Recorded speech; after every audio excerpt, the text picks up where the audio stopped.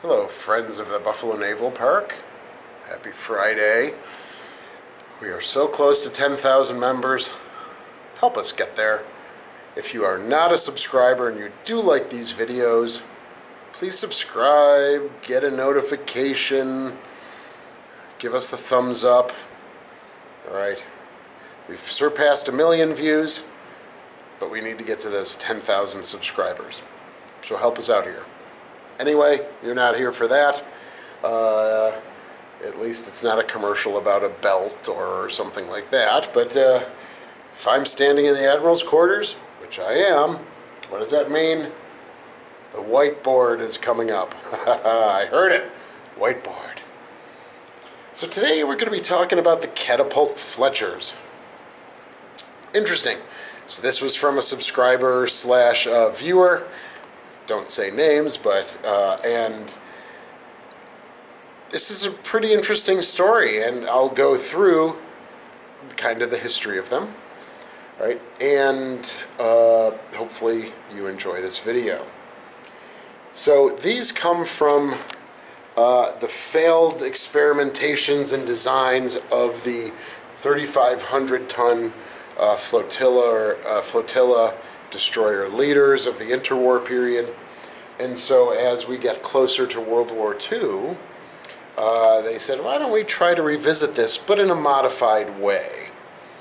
All right, so I've got some pictures for you, and let me just say that now that the season's really rolling, it does get a little more difficult for Stephen and I to get together to edit. But when we can, we will. All right, because I know just shining the camera on a picture is probably not the best, but instead of having it embedded in the video. So let's take a close look here. We're looking at the Stevens. All right, the title card had the Pringle, the USS Pringle. All right, traditional. Good,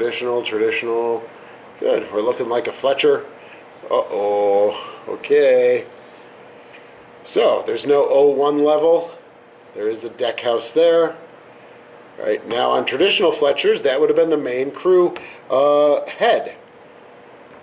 So I wish I can see blueprints from this, but I can only imagine, well, you've got maybe the head, who knows, you know, to tell you the honest truth, without having a blueprint. Traditionally, you know, now you have the head would be here, you've got the upper handling room here. On ours, you'd have the barber shop right here, although I know that was reconfigured. But what did this look like? Was this the gearing and the mechanics for the catapults down here? Potentially is a great question. Which means then what got shifted on the interior, and that's why I'd love to see a blueprint. Here's the crane. So the plane lands beside, it gets hoisted up, right back onto the catapult over here. We are now, orientation is looking aft on port. You'll see the winch. And now here it is, the crane is stowed. So now we are looking forward on port, and that's where it would have been stowed, right on the main deck. Again, taking more space away. One of the things that's mentioned here is that to kind of supplement the AA, they would have put a couple single 20 millimeters in this area around here. So catapult Fletchers, and yes, everyone, I did find a black dry erase marker, so it's not all blue. So the original plans from the General Board called for 6 to be converted, DD-476 through DD-481. Here they are here, the Hutchins, Pringle, Stanley, Stevens, Halford, and Lutz. If I step away, you'll see the 3 blue were the ones that ultimately did not get converted. The 3 black were the ones that did. So, interestingly, the catapults were based on the Omaha-class cruisers. Those were the first post-war, post-World War I cruisers constructed right around, you know, starting in 1918, 1919. And if you've watched that video, Here Comes the Wonk, all right, with the proceedings, you'll see that in that list that I show, it lists all of the Omaha classes being Omaha-class vessels being constructed, and then the percentage completed, and so that's quite an interesting thing to be talking about them again. Also interesting is that they were like the four stackers destroyers. They had 4 stacks. They had the 2 catapults that were aft, tough word to say, of the aft 4th stack. Right, so you had the 4th stack. You might be able to draw it. If you're looking down a bird's eye view, here would be the 4th stack, the 2 catapults. Oops, sorry. If you had the stack, the 2 catapults would have been like that.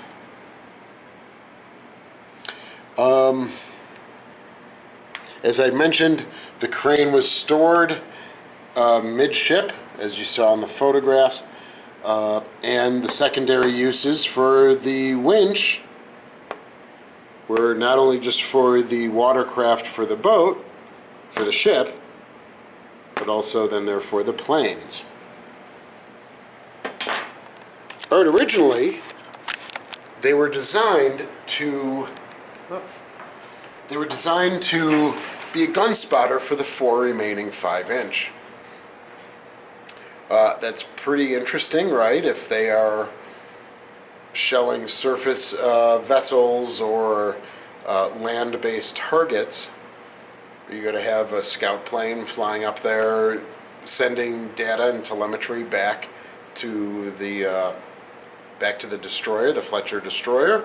Well, yeah, that was one of the original plans for the catapult, was that the scout plane could do that. They also had general scouting duties when they were detached from the fleet. But of course, with the ramp up in World War II, now you have not only the destroyer squadrons, but you have the destroyer divisions. Right? That might not be, they're not cruisers, right? But they come from that flotilla destroyer leaders, a little bit larger, kind of an amalgam of a cruiser and a destroyer, which then could have potentially been on their own, away from the fleet. But of course, in World War II, we don't really see that too much. So for the 3 Fletchers, the Pringle, Stevens, Halford, what did they lose? All right, I kind of showed the photograph. So they lost Mount 53, the forward-facing 5-inch. They certainly lost the aft quintuple torpedo tube, the one with the blast shield, which is the Mark 15. All right, you've lost the aft O1 level, right? And you've also lost the gun tub on top. And you lost the midship Bofors. So let's go back to that photograph. On a traditional Fletcher, you'd have twins on either side just below the bridge. You'd have twins side by on each side of the aft stack, and then again up here on, say, the O2 level, you would have the other set. So in total, you would have had 10 barrels of Bofors across 5 pedestals or 5 mounts. So they'd have the 1, 2, 3, 4, missing 1, 5, 6, 7, 8, 9, 10. And to supplement again, they would have put some single 20 millimeters there. So let's go through a little more specifically about each with my notes. All right, so let's start with the USS Pringle, DD 477. She ultimately was lost. Kamikaze attack at Okinawa. All right. She was commissioned the 15th of September, 1942. They reconfigured her back to her traditional platform the 14th of January, 1943. So we're looking at about 4 months worth of in this catapult configuration. All right, so again, it gives just around the time. Sea trials, maybe heading down, depending if she was constructed on the East Coast or West Coast. If it was East, maybe take a cruise to the Caribbean, into the Atlantic. So for 4 months she was in this configuration, and then they went back to the traditional configuration. The next is the USS Stevens, DD-479, commissioned the 1st of February 1943. We've talked about the Stevens before, all right? Sullivan's, other ships named after more than one person, all right? She was converted to a traditional configuration around November of 1943. So she was in this catapult configuration for about 8 to 9 months. And the Halford, commissioned the 10th of April 1943. She was configured back to her traditional platform roughly around the 27th of October after serious extensive testing in Pearl Harbor. So she had already steamed to head to the Pacific, and they decided to, again, reconvert her back. So now we're looking at about 6 months. So the longest would have been 8 to 9 months with the Stevens. The shortest was the Pringle, about 4 months. All right, so of course the changing needs of destroyers and the construction of other classes of destroyers and other vessels in general. All right, so of course, if you're thinking that in your head, you're thinking, hey, maybe they can do escort duty, right? Send out the plane, certainly in the Atlantic, with the different convoys. Well, of course, we were constructing destroyer escorts as well, and they found that to be a much more potent platform. All right, so that takes away those general scouting duties, especially kind of covering the convoys in the Atlantic. Certainly in the Pacific, the destroyers became, obviously picket destroyers, screening destroyers, rescue destroyers, rescuing downed airmen, rescuing men off of burning or sinking ships. And so the plane might become redundant, especially when you have the growth of the aircraft carrier the way we did in World War II during the building program. All right, so the Independence class, the escort carriers. Did you need an extra one taking away a 5-inch gun on a destroyer? Probably not. All right, so they had more than enough scouting planes and cap to do without the one on these 3 vessels. So they refocused, reconfigured, and put them in traditional Fletcher class configurations, all of them less than a year.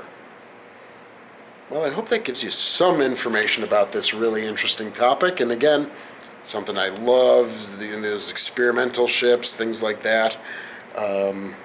Just like the flight deck cruisers I found very interesting as well. Thank you. Again, please, let's help us get to 10,000 subscribers. And thanks so much for your support.